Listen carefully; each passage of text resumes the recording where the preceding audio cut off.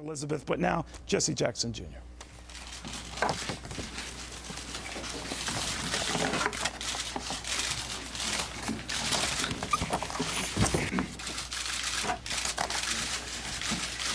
Well, the next time I introduce legislation, I hope all of you show up.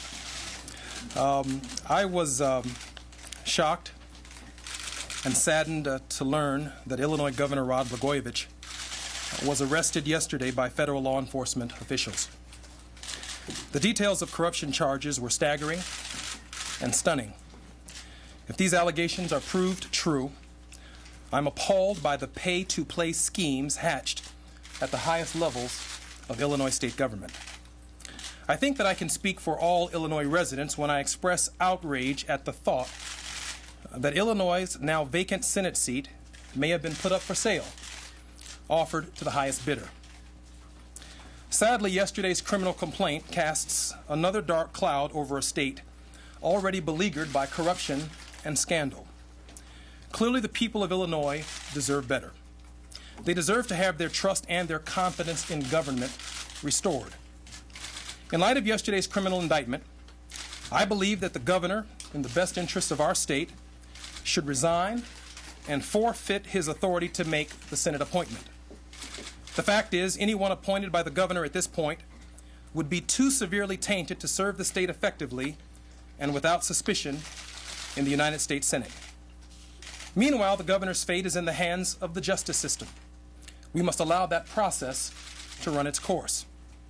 As it does, I want to address rumors and reports about me and my involvement in this process.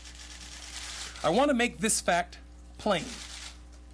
I reject and denounce pay-to-play politics and have no involvement whatsoever in any wrongdoing. I did not initiate or authorize anyone at any time to promise anything to Governor Blagojevich on my behalf.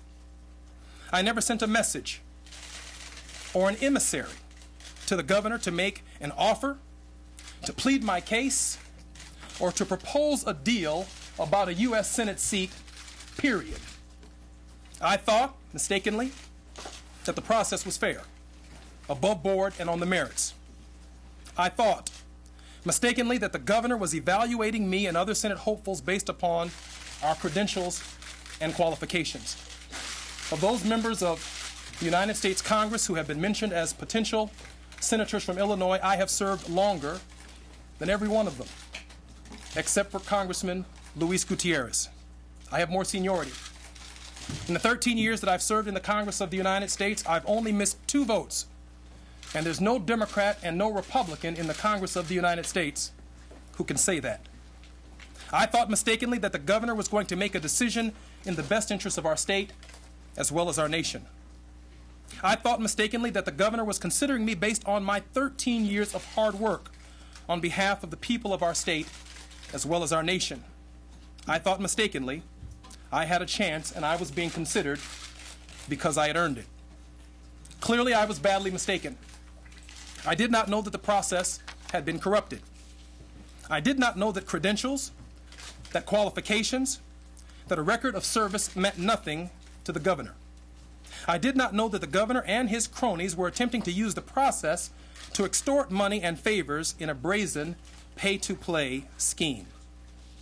I wanted to be considered for the appointment because I believe in public service.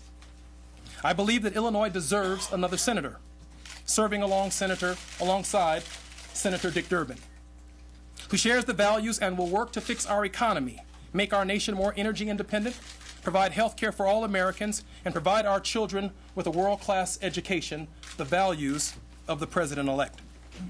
That's what I shared with Governor Blagojevich on Monday, when I had the opportunity to meet with him for the first time in 4 years. I want to repeat that. I met with Governor Blagojevich for the first time in 4 years on Tuesday. I presented my record, my qualifications, and my vision.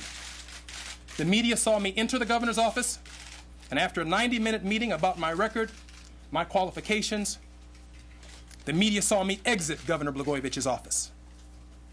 Despite what he may have been looking for, that's all I had to offer. and that's what we discussed.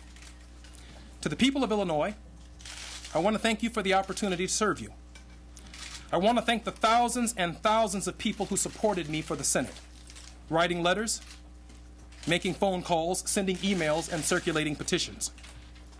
I want to thank the Chicago Sun-Times, the Chicago Defender, the Southtown Star, Indigo Magazine, the Kankakee City News for their editorial endorsements. I want to thank the business, labor, clergy, civic and community leaders, and the thousands of honest, hardworking Illinois citizens who supported me.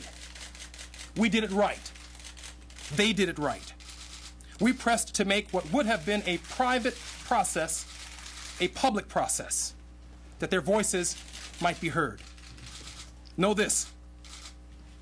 I spoke to the U.S. Attorney's Office on Tuesday. They shared with me that I am not a target of this investigation, and that I am not accused of any misconduct. In the days ahead, federal law enforcement officials want to meet and discuss what I know about the Senate selection process.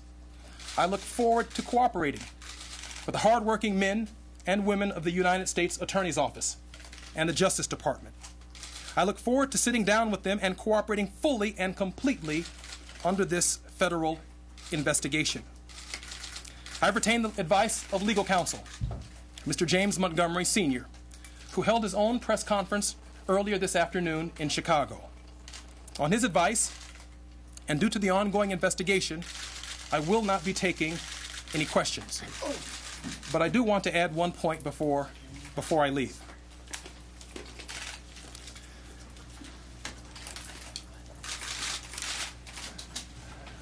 This morning I got a text message from my little sister who told me that she was proud of me.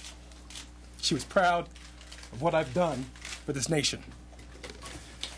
In the 14 years that I've nearly served in this Congress, I've tried to honor this institution, and I've tried to honor public service because I believe that it is a noble profession, that it is a profession that requires the highest possible sacrifice. It is public service, but it is private sacrifice. And so this morning she told me, Jesse Jr., I'm proud of you. That came from my little sister. And I felt that kind of pride over the last 2.5 years in our state. And I know this is a low moment for the people of our state. But watching the president-elect carry himself in such an extraordinary way across this country to build bridges that had never been built in this country, even I had become inspired. And so somewhere along the way, over the last 2.5 years, I got the idea that if a skinny kid with a funny name could be president of the United States, that a short kid with a somewhat controversial but certainly a high-profile name could be a senator from Illinois. I entered this process with that expectation, and I hope that the people of the state of Illinois and the people of our country will measure me based upon the content of my character. Thank you very much for having me. Were you ever told or led to believe that you were going to get the job? Did anybody tell you or lead you to believe you were going to be appointed? Are you? Candidate number 5. Are you running for office then? All right, well, that is that.